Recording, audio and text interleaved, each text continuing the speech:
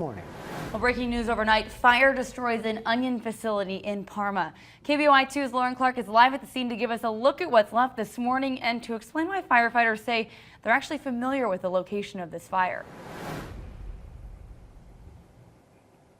Well, Denny and Brian, firefighters are still on scene hours later. And if you look behind me here, there is plenty of damage. They've been here all morning, babysitting, so to speak, the fire, making sure there's no flare-ups, making sure that everything is under control, as this fire was extremely dangerous when it first broke out hours ago. Now, we actually have some video of that. Firefighters tell us they had to fight it from the roof using ladders when it first broke out. Now, this building was thankfully being unused when the fire started, but the empty onion crates became fuel for the fire, burning extremely hot with crates stacked about 15 feet high. So you can imagine that this fire grew very quickly. Now, the Parma fire chief says this is actually the second time they've had to come here for a fire involving those onion crates. If you recall, 2 years ago, they had to fight a fire in this building adjacent next to it.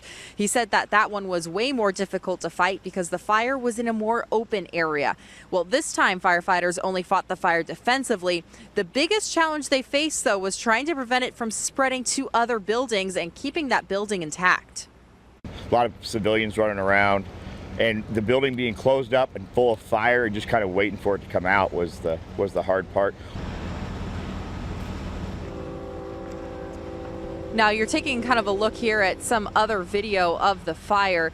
This was a huge challenge for firefighters because not only was this a massive blaze, but keep in mind, yesterday it was really hot outside, about 90 degrees. So fire crews also had to focus on keeping firefighters cool with all of their gear on. In fact, they had to take shifts fighting the fire to stay cool and hydrated. Now, what you're looking at right now is a live look of the fire and the damage. As of this morning, you can see those crews are continuing to mop up some of those hot spot areas.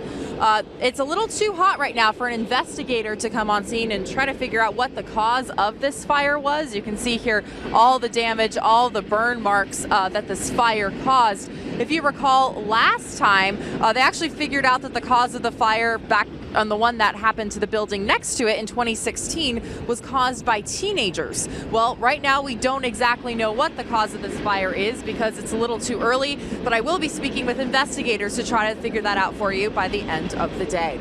Reporting live here in Parma, Lauren Clark, KBOI2 News.